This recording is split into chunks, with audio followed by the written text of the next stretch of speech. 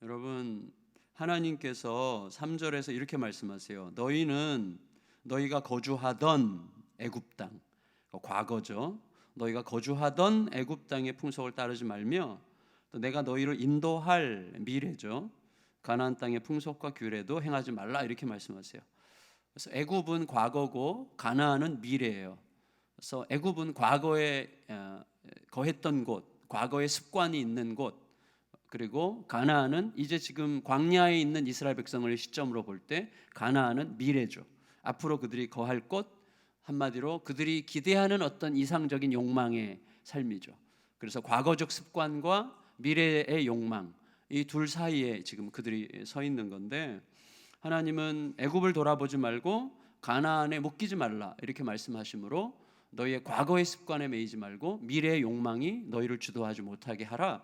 그러면서 오늘 여기서 내 규례를 따라라 이렇게 이제 말씀하시는 거예요. 그 되게 중요한 결론인데, 그래서 그에 앞서서 하나님께서 그렇게 말씀하시기 직전에 자신이 누구인가 하는 것을 이렇게 밝히세요. 1절 2절 1절 2절도 다시 한번 읽겠습니다. 시작.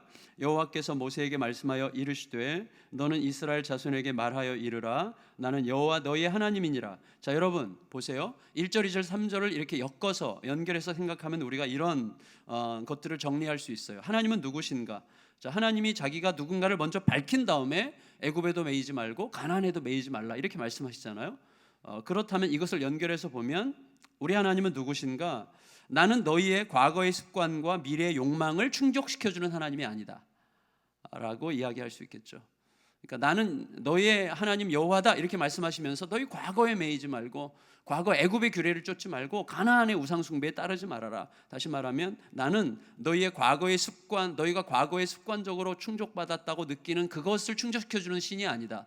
너에게 미래에 너희가 가나안 땅에 가서 그 가나안 백성들이 욕망하는 그런 종류의 만족스러운 삶을 충족시켜주는 신이 아니다. 나는 그런 신이 아니다. 이거 이렇게 얘기하시는 것이고, 두 번째, 그러므로 나는 애굽이나 가나안의 신들과는 다른 신이다.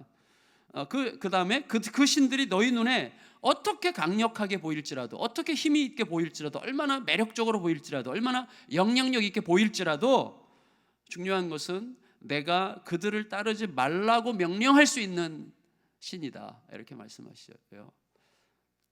애굽이 얼마나 그립건 너희가 가나안이 얼마나 매력적으로 보이건 관계없이 나는 그들의 신들을 따르지 말라고 명령할 수 있는 진짜 하나님이다 이렇게 말씀하시는 것이죠. 그리고 나는 너희의 여호와 하나님이다 이렇게 말씀하시므로 여호와라는 의미가 뭐예요? 언약의 하나님이죠. 생명을 건 언약을 맺은 여호와 하나님이다. 이게 이제 오늘 제가 말씀드리고 싶은 되게 중요한 포인트예요. 하나님은 너와 나의 관계는 생명을 건 언약적 관계다. 여러분, 생명을 건 언약적 관계에서 가장 중요한 관계가 뭐예요? 부부죠. 부모와 자녀는요 그냥 피로 엮어져 있어요. 근데 부부는 피도 안 섞였어요. 오직 언약에 의해서. 근데 거기 언약에 내 생명을 걸면 하나가 될 수 없어요. 하나됨이라는 건 뭐죠? 생명이 섞이는 거죠. 근데 두 사람은 피가 섞이지 않았어요. 근데 어떻게 하나가 됩니까? 생명의 언약으로 내 목숨을 거기 걸고. 그래서 예수님께서도 에베소서에서도 바울이 뭐라 그랬어요? 사랑하려면 목숨 걸고 사랑해야 되는 거예요. 남편들아 너희 아내를 사랑하기를 그리스도께서 교회를 위하여 자기 몸을 주신 것처럼 사랑해라. 목숨 걸고 사랑해라.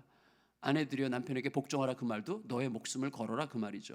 부부간에는요 목숨을 건 생명을 건 언약이 없으면 하나됨은 불가능해요. 남남이기 때문에.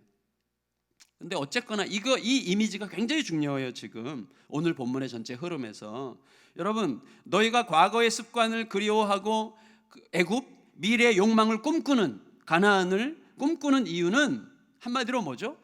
살고 싶기 때문이죠. 잘 살고 싶기 때문에 우리가 꿈꾸는 거 아닙니까? 옛날이 좋았어 얘기하는 이유는 뭐죠? 지금 못 살겠어 진짜. 난 옛날이 더 살기 좋았던 것 같아 뭐 이렇게 얘기하는 거죠. 나 지금 진짜 못 살겠어. 뭐 이게 벗어나든지 간에 앞으로 좀 새로운 뭔가가 오든지 간에 지금은 못 살겠어라고 얘기하게 되는 것이죠. 다시 말하면 과거의 습관을 그리워하고 미래의 욕망을 꿈꾸게 되는 굉장히 중요한 이유는 살고 싶기 때문입니다. 그러나 그것들은 살리는 게 아니라 죽이는 거라는 말이죠. 그러므로 과거로 향하는 너희들의 미련이 어떻든지 간에, 또 미래로 향하는 너희들의 욕망이 어떻든지 간에 너희들은 오늘 여기에서 너희에게 명령하는 내 말을 쫓아 순종해라. 그게 살 길이다. 오늘을 살아라. 오늘 내 규례와 내 명령과 내 마음의 뜻을 따라서 오늘을 살아라. 이제 그거 얘기하시는 거예요. 여러분, 예수님 하나님께서요 이스라엘 백성들에게 지금 너희가 애굽의 습관을 쫓지 말고 가나안의 욕망을 따르지 말아라고 말씀하실 때 계속 그렇게 명령하시는 이유가 뭐예요? 따를 가능성이 많기 때문이죠. 따를 게 뻔히 보이기 때문이죠. 그렇게 따를 가능성이 너무 많기 때문에 따르지 말라고 하시는 거죠. 그럼 따를 가능성이 많은 이유가 뭐예요? 이스라엘 백성들이요, 우리도 마찬가지인데 현재 내가 살아가고 있는 현재, 내가 살아가고 있는 지금 이 상황이 내가 기대했던 것에 크게 못 미치는 것을 보게 될 거기 때문이죠.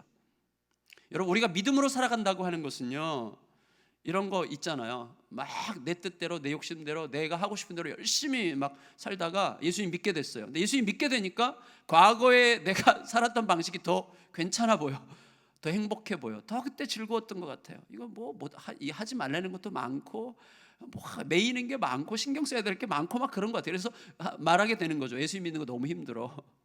그래서 현재가 과거를 그리워하게 만들고, 그 다음에 현재보다는 미래, 근데 미래에 기대하는 어떤 생각이, 현재가 너무 힘들면, 현재가 너무 실망스러우면 어떡하죠? 미래가 없게 느껴지죠. 그래서 어떻게 돼요? 과거가 더 좋게 느껴지는 거예요. 그러면 우리는 오류에 빠져. 어떤 오류에 빠지죠? 현재의 최악과 과거의 최선을 비교하는 거예요.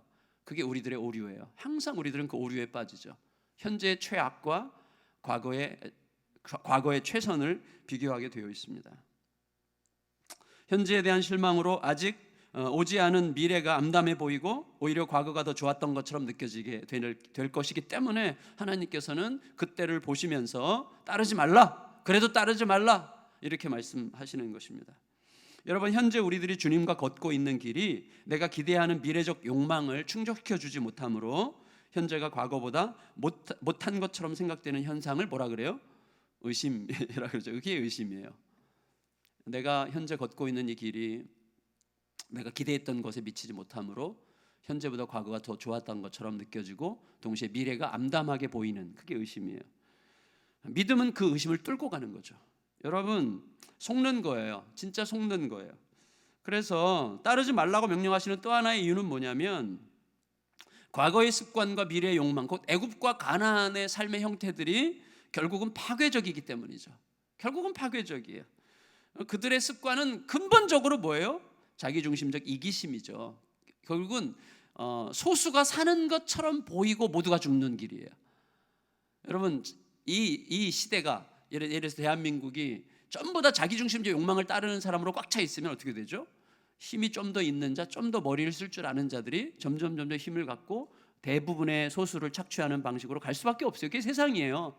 그리고 착취한 그들도 죽는 거죠. 그래서 모두가 죽는 거예요. 소수가 다수를 억압하고 그 다음에 그 소수와 다수가 함께 죽는 길이 결국 자기중심적이고, 그게 하나님 없는 세상의 역사입니다. 여러분, 애굽과 가나안은 그 길을 가는 거예요. 결국 그들의 습관은 처음부터 그들의 영혼이 본래 서 있어야 할 자리를 상실한 데서 시작됐기 때문이에요. 자기들이 서 있어야 되는 곳은 하나님 앞이에요. 근데 그곳이 아니면 결국은 서로를 착취하고 서로를 잡아먹으면서 함께 죽게 되는 그 길을 가는 것입니다. 그들의 습관과 욕망은요, 끝없는 우상을 추구함으로써, 우상을 추구한다는 건 뭐죠? 사실은 우리가 섬겨야 될 유일한 대상은 하나님이신데 하나님의 자리를, 하나님을 제껴놓고 다른 것을 그 자리에 두는 거죠. 근데 중요한 건 뭐예요? 그 우상에게 계속 뭔가를 투사해요. 그러므로 내가 오늘 뭘 해야 될지를 알지 못해요. 우상에게 계속 뭘 부탁하는 것이죠. 근데 그 우상을 해줄 수 있는 능력이 없어요. 그러니까 파괴적이죠. 아무것도 남지 않는 거예요. 근데 하나님을 하나님으로 모시잖아요. 그럼 하나님은 우리에게 뭐라고 말씀하세요? 너가 내 형상이야. 내 은혜와 능력으로 너가 오늘을 살아라. 그래서 우리가 삶이 시작되는 거예요. 그때 하나님을 하나님의 자리에 제대로 모시지 못하면 결국은 우리는 끝없는 욕망의 투사 속에서 그 안에서 뱅뱅뱅뱅 돌면서 조금 더 착취하고 조금 더 벌어먹고 조금 더 다른 사람보다 더 나은 조건을 갖다가 그냥 끝나는 것이죠. 여러분, 하나님의 목적은 내가 하나님의 형상으로 변해가는 것이죠. 그렇게 되면 우리는 살기 시작합니다. 하나님과 함께 살기 시작하는 것이죠. 우리는 결국 자기중심적인 이기적인 욕망의 포로가 되지 않아야 되고요. 그 욕망으로 타인과의 관계가 파괴되지 않아야 되고요. 그 욕망 때문에 하나님과의 관계도 파괴되지 않도록 해야 되는 것입니다. 그것들은 본질적으로 그 욕망, 애굽으로 돌아가고 가나안을 꿈꾸고 가나안의 그 자기중심적인 탐욕적인 쾌락적인 그런 욕망의 문화를 꿈꾸게 되면 그건 결국 혐오스러운 길을 가게 되는 것입니다. 따라서 여러분, 결론적으로 중요한 게 뭐냐면 우리는 과거와 비교해서 어떤지, 그리고 미래의 욕망이 비추어서 어떤지 이걸 따지지 말고 항상 우리는 그것 때문에 현재를 망가뜨리거든요. 그때가 좋았는데, 그리고 아직도 다가오지 않은 미래에 대해서 욕망하면서 못 갈 것 같아, 뭐 이런 식의 생각으로 현재를 계속 갉아먹는단 말이죠. 그러나 모든 존귀한 것은 여기 지금 여기에 나와 함께 있습니다. 하나님이 계시다면 그 모든 것들은 날마다 새로워지는 거예요. 하나님의 법도와 규례를 따라서. 그래서 여기에서 살아야 돼요. 여기서 오늘 여기에서 주님께서 말씀하시는 법도와 규례를 따라 살아가는 길을 기뻐하고 즐거워하는 힘을 구해야 됩니다. 그게 은혜예요. 그게 사는 길이에요. 4절 5절 읽겠습니다. 4절 5절 시작. 너희는 내 법도를 따르며 내 규례를 지켜 그대로 행하라. 나는 너희의 하나님 여호와이니라. 너희는 내 규례와 법도를 지키라. 사람이 이를 행하면 그로 말미암아 살리라. 나는 여호와이니라. 여러분, 세상 사람들 모두가 찾고 열망하고 또 찾고 열망하는 것은 뭐예요? 사는 길이에요. 사는 길. 다 살고 싶어해요. 모두가 다 살고 싶어해요. 그런데 사는 길이 여기 있어요. 그럼 놀랍게도 그 길을 발견하지 못하는 거죠. 그 길을 찾지도 않아요. 왜냐하면 자기가 스스로 자기 주인 노릇하는 욕망에 너무나 깊이 물들어져 있기 때문에 하나님께 맡긴다는 것이 굉장히 억울하고 손해보는 것 같고 망할 것 같고 내가 하고 싶은 것을 못할 것 같고 내 미래에 대해서 굉장히 불확실할 것 같고 하는 이런 식의 의심들 때문에 하나님께 맡기고 그의 규례와 법도를 따라 하나님의 말씀을 따라 사는 길을 함부로 가지 못하는 거죠. 그러니까 맛을 못 본 거죠. 맛을 하나님께 맡긴 그 영광스러운 맛을 못 본 거죠. 근데 끝까지 그 맛 안 보려고 그래. 왜냐하면 자기 전제가 너무 강하기 때문에. 그래서 여러분, 이 자기 스스로 주인 노릇하는 욕망에 깊이 물들어져 있는 가장 자극적인 증거가 6절 이하에 소개되는 성적 문란함이에요. 여러분, 성적인 문란함은 사람이 하나님 앞에 제대로 서 있지 못하는 것에 대한 가장 자연스럽고도 쉽고도 가장 자극적이고 그리고 가장 만연되어 있는 현상이죠. 그래서 결국 세상이 자기중심성으로 꽉 차면 제일 먼저 나타나는 현상들이 있잖아요. 돈을 추구하고 성적 욕구를 추구하는 거죠. 왜냐하면 이 성적인 그 욕망이라고 하는 것은요, 되게 거기에 어떤 굉장히 중요한 신학적 의미가 있기 때문이죠. 그걸 좀 잠깐 설명을 드리겠는데, 여러분 6절 이하에 쭉 하나님께서 정말 하나님께서 이렇게 구체적으로 말씀하시는데, 여기 우리 중학생들도 있지만 괜찮아요. 어차피 성경에 누구나 다 볼 수 있는 성경에 다 있는 내용이니까 상관없어. 중딩들도 알아야 된다, 니네. 근데 뭐냐면 하나님의 질서를 파괴하는 성적 문란함인데, 우리는 성적인 문란함에 대해서 굉장히 노출되어 있고 되게 약하죠. 저도 약합니다. 우리 모두가 약해요. 근데 그 안에서 정말 중요한 의미를 깊이 생각해야 되는데, 하나님께서 지금 6절 이하에서 쭉 제시하시는 이 내용들은 뭐냐면 애굽과 가나안에서, 과거의 애굽과 앞으로 가나안에서 너무나 자연스럽게 자행되던 습관과 욕망들이었을 거예요. 그걸 하나님께서 나열하세요. 그래서 뭐 이런 거예요. 정상적인 부부관계 외에 특히 하나님께서 살부치와 성적인 관계를 맺지 말라 이렇게 말씀하시죠.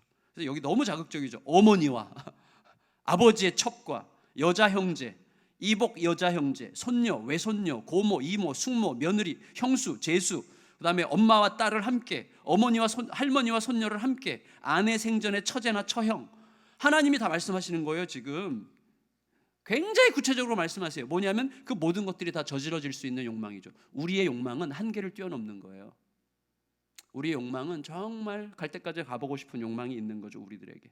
그런데 이 모든 것들이 결국은 핵심의 이유는 하나예요. 하나. 중심에 뭐가 있습니까? 하나님의 거룩하심과 하나님의 창조 질서, 하나님이 주신 모든 존재의 신적인 목적성에서 벗어나 있는 것이죠. 하나님이 본래 우리에게 주신 그 목적성에서 다 벗어나 있는 거예요. 결국은 자신의 욕망을 주인으로 삼으려는 그 욕망에서, 그 본능에서 나오는 행태들이 바로 이런 것들이죠. 하나님이 주신 질서에서 자꾸 벗어나고 싶은 거죠. 하나님이 정해주신 질서가 마음에 안 드는 거죠. 그걸로 너무나 불충분하다고 느끼는 거죠. 그거는 너무나 나를 얽어맨다고 느끼는 것이죠. 그것은 너무 답답하다고 느끼는 것이죠. 그리고 그 경계선을 뛰어넘고 싶어요. 자꾸 뛰어넘고 싶어요. 뛰어넘으면 그 다음부터 뭐예요? 죽는 거예요. 그 다음부터 파괴예요. 그러니까 물고기가 물 밖으로 나가고 싶은 거예요. 결국 물고기가. 저도 계속 물 밖으로 나가고 싶습니다. 저에게도 그런 욕망이 있어요. 그래서 목회를 그만두고 나도 좀 이렇게. 그래서 저는요, 교회 다니는 그 사업하면서 막 치열한 돈 문제 사투를 벌이면서 사업하면서 이렇게 막 새벽기도 와서 막 이렇게 앉아서 주님의 말씀 앞에 막 무릎 꿇으려고 하는 분들 보면 진짜 완전히 존경스러워요. 진심으로. 기업 회사 다니면서 회사에서 그 안에서 막 살려고 막 사투를 벌여야 되는 것, 아주 막 치열한 삶의 현장에 있다가 이렇게 새벽에 와서 기도하고 주님의 도우심을 구하는 분들 보면요, 정말 너무 멋있어요.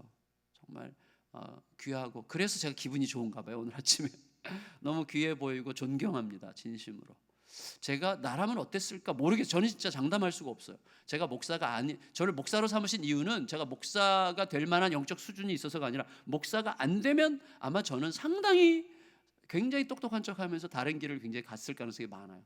저는 아마도 요새 밥맛 없는 그 논객들 있잖아요. 막 텔레비전에 나와가지고 막 감나라 대추나라 막 이렇게 말하는 그 이런 거 있잖아요. 이렇게 하는 그런 사람 중에 하나가 됐을 가능성이 있어요. 별 볼 일 없는 거죠. 근데 어쨌거나 뭔 얘기했죠 제가? 하나님이 주신 그 질서에서 벗어나서 살고 싶은 욕망이 우리에게 끝없이 있는 거예요. 끝없이. 욕망으로 경계선을 파괴하는, 하나님의 주권과 다스리심을 멸시하는 이런 행태들, 결국은 우리는 끝없이 하나님이 정해주신 하나님의 질서, 하나님 앞에서 자기를 죽이는 삶, 예수 그리스도 안에 머무는 삶, 그리스도와 교통하는 삶.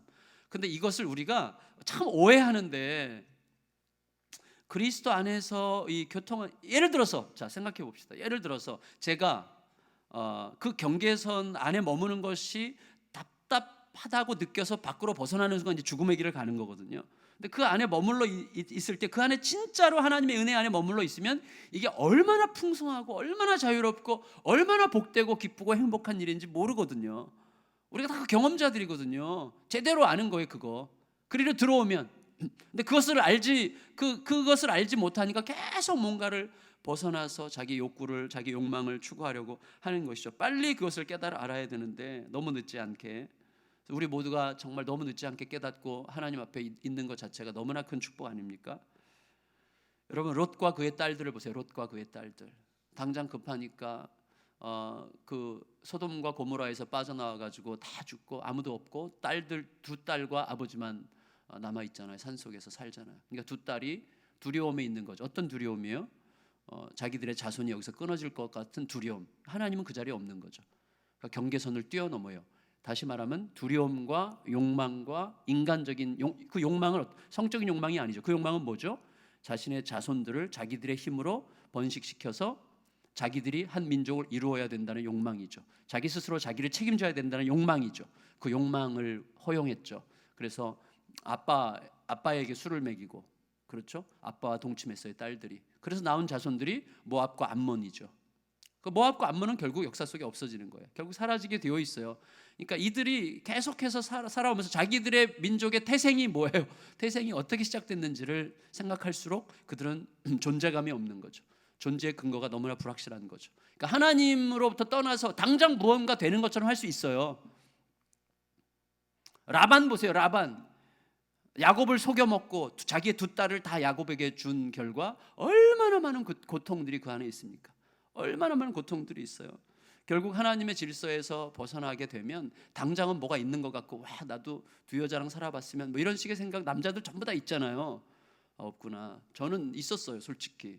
근데 지금은 그게 얼마나 파괴적인 거를 너무나 뼈저리게 아는데, 경험했기 때문이 아니라 저희 아버지를 통해서 간접적으로 경험했기 때문에 아는데, 그건 진짜 고통이고 파괴입니다.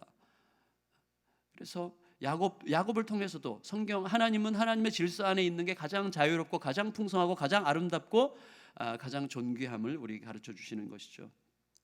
사실은 오늘 이 애굽과 가나안 땅에 가득한 이 성적인 문란함, 그리고 살부치와의 경계선을 뛰어넘는 어떤 그런 욕망들, 이런 것들이 허용되는 문화들은 정말 하나님께 혐오스러운 것인데, 왜냐하면 하나님이 우리에게 주신 법도는 뭐냐면 결국은 하나님께서 우리에게 목적하시는 게 뭐예요? 하나님과의 영원한 연합이거든요. 하나님과 영원한 연합. 그래서 에베소서 5장에 보면 부부의 연합을 그리스도와 교회와의 연합으로 이렇게 비교하시잖아요. 그리스도가 교회와 연합하는 게 부부가 연합하는 것과 이렇게 그림으로 맞아 떨어지는 거거든요. 다시 말하면 우리는 부부간에 연합하는, 부부간에 신실하고도 온전한 연합을 통해서 계속해서 예수 그리스도와의 연합을 꿈꾸게 되는 거예요. 그래서 하나님이 성경 전체에 여러 가지 이미지들로 우리와 하나님과의 관계들을 설명하시는데, 그 이미지들 중에 하나가 결혼이잖아요. 결혼. 그래서 하나님께서 이스라엘 백성들을 자기 신부로 삼으셨잖아요. 자기 아내로. 그래서 이스라엘 백성들을 애굽에서 건져내시고, 건져내신 이스라엘 백성들이 애굽에서 나와서 어떻게 해요? 이스라엘 백성들을 씻죠. 하나님께서 다 씻으라 하시죠. 깨끗하게 씻어요. 뭐예요? 신부로 준비시키는 거죠. 애굽에서 나올 때 지참금을 갖고 나오게 하셨어요. 애굽인들에게 두려움을 주어서 애굽 사람들이 전부 다 선물을 주게 했잖아요. 선물 갖고 나온 그걸로 신혼방 성막을 짓는 거죠. 성막은 뭐예요? 하나님께서 자기 백성과 함께 거하기 위해서 내려오시는 것이죠. 성막을 짓고, 그리고 이스라엘 백성들과 언약을 맺으시죠. 그건 뭐예요? 결혼 서약이죠. 나는 너의 하나님, 너는 나의 백성. 우리가 서로 영원토록 연합하는 부부다. 그래서 그게 시내산에서 주어지시는 계명이에요. 언약의 말씀이에요. 결혼 서약을 하는 거예요. 그래서 이스라엘 백성들이 계속 하나님을, 자기 남편이신 하나님으로 충분치 않다고 생각해서 계속 애굽의 신들, 가나안의 신들을 그리워하고 막 눈을 딴 데 돌리는 걸 뭐라 그래요? 하나님께서 계속 선지자들을 통해서 주시는 게 뭐예요? 바람핀 거로 보시는 거죠. 바람 폈다. 너희가 음란하게 바람 폈다 라고 보시는 거예요. 왜? 하나님과 이스라엘 백성 사이에 언약, 결혼의 언약을 그들이 깨뜨린 거죠. 다른 남자들 계속 이렇게 보고 있는 거예요. 물론 좀 억울하죠. 여자 이미지로 했기 때문에. 근데 하여튼 남자들이 더 심한데, 그래서 딴 데를 계속 보는 거죠. 남자들도 하나님의 신부예요. 하나님 외에 다른 자기중심적 욕망을 계속 추구하는 것 자체가 이제 바람피는 거죠. 그래서 결국은 이 하나님과 우리 사이의 영원한 결혼을 위해서 예수께서 우리 가운데 오셨고, 예수님은 어떻게 하세요? 내가 너희 안으로, 우리 안으로 들어오세요. 우리 안으로 들어오시고, 우리가 예수 안으로 들어가시고, 내가 너 안에, 너희가 내 안에. 진짜 연합을 이루시죠. 진짜 연합을 이루셔서 우리와 지금 함께 살고 계시잖아요. 그래서 우리의 진짜 신랑은 예수님이에요. 그래서 예수님으로 사는 거예요. 예수님으로 사는 거, 이게 연합 아니에요? 연합. 그리고 결국 마지막 날 하늘에서부터 새 예루살렘이 내려올 때 거기에서 가장 이 결혼의 클라이막스가 있죠. 뭐가 있어요? 어린 양의 혼인잔치가 있잖아요. 그래서 성경 전체가 이 이미지로 가득한 거죠. 그래서 사실은 이런 내 욕망을 따라서 애굽의 습관과 가나안의 습관을 쫓아서 여러 우상들을 숭배하고, 이건 다 성적인 범죄죠. 전부 다 하나님과의 관계 속에서 보면 전부 다 성적 문란함이죠. 동시에 살부치와 부부 관계를 넘어선 다른 관계들을 욕망하는 것 자체가 하나님과의 신실한 언약, 다시 말하면 부부간의 결합은 결국은 이 부부간에 결혼할 때 했던 그 언약을 계속해서 갱신하는 과정들이고, 갱신하는 거거든요. 내 안에 나와 하나 될 사람은 이 사람밖에 없어 라는 것을 부부간에 결합할 때마다 계속해서 확인하는 거예요. 계속 확인하는 거예요. 언약을 계속 새롭게 갱신하는 과정이에요, 그게. 그리고 나서 동시에 궁극적으로는 하나님과의 영원한 연합을 꿈꾸게 하고 그리워하게 하는 하나님의 너무나 극적인 장치죠. 아름다운 거죠. 존귀한 거죠, 사실은. 그래서 오늘 이 말씀에 비추어서 여러분, 현재 내 형편이 내가 욕망하고 기대하는 바에 미치지 못하면 우리는 과거로 회귀하려 하여서 현재를 멸시하든지, 혹은 미래의 욕망을 땡겨서 쓰고 오늘을 대충 살고 싶은 욕망을 느끼게 해요. 그래서 어떤 사람들이 현재가 너무 힘들면 어떻게 하죠? 미래에 자기가 꿈꿨던 것을 땡겨서 써요. 어떻게 해요? 그냥 더 쏟아붓고 그냥 될 대로 내라, 그냥 나 하고 싶은 대로 다 할 거야, 뭐 이렇게 해보고 그냥 망가지는 그런 경우들이 있는데, 그래서 사는 게 아니죠. 오늘 여기에서 하나님의 뜻으로 현재를 설명하면서 사는 거예요. 나의 삶이 지금 비록 힘들지만 하나님은 지금 오늘 그의 은혜로 나를 다듬어가고 계신다. 나를 계속 하나님 형상으로 빚어가고 계시는 중이다.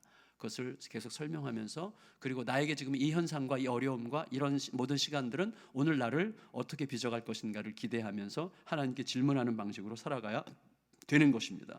지금도 계속해서 우리들은 예수 그리스도의 형상으로 빚어져 가는 것입니다. 그래서 오늘 여기에서 말씀을 쫓아 순종할 때라야 우리가 제대로 빚어져 가게 될 것입니다. 물론 우리의 노력은 완전하지 않아요. 완전할 수 없어요. 그리고 완전하지 않아도 돼요. 하나님은 우리의 몸부림을 완전한 모습으로 보세요. 왜냐하면 그리스도가 우리를 대신해서 전부 하셨기 때문에. 그래서 그 은혜가 우리를 설득하게 하는 방식으로, 그 은혜가 우리를 설득한다면 함부로 살 수 없죠. 오늘 아침에 제가 차 타고 이렇게, 저는 라디오를 딱 키면 일단 93.9가 나오는데 CBS FM이 딱 키자마자 이 노래가 확 나왔어요. 어떤 자매님이 굉장히 노래를 잘 부르는 분은 아니던데 이렇게 널 위해 대속했건만 너무 못하느냐, 이 찬송 아시죠? 내 너를 위하여, 내 너를 위하여 몸 버려 피 흘려. 그 말은 뭐죠? 내가 너를 위해서 행한 이 모든 너를 위한 희생과 은혜를 기억하는 방식으로 오늘을 살아줄래? 그 호소예요. 내가 너를 위해서 행한 그 모든 은혜, 나를 내 생명까지 내어준 그 은혜가 오늘 너에게 전혀 무의미하지 않다는 것을 오늘 너의 삶으로 좀 보여줄래? 그 호소가 그 노래죠. 내 너를 위하여 몸 버려 피 흘려 내 너를 구속했건만 넌 무엇 하느냐, 이런 이제 호소였어요. 하나님의 은혜가 우리에게 호소하게 하는 삶 안에서 오늘을 살아가게 될 때 우리는 궁극적으로 오늘 주의 말씀과 함께 예수와 연합하여 살아가는 것이야말로 진짜 살 길임을 뼈저리게 알게 될 것이고, 그때 비로소 나 혼자만 사는 게 아니라 우리 가족들을, 나와 함께하는 사람들을 살리기 시작하게 될 것입니다. 살고 살리는 그런 삶으로 살아가는 우리 모두가 되시기를 예수님의 이름으로 축원합니다. 우리 아까 불렀던 찬양, 주님과 같이 내 마음 만지는 분은 없네.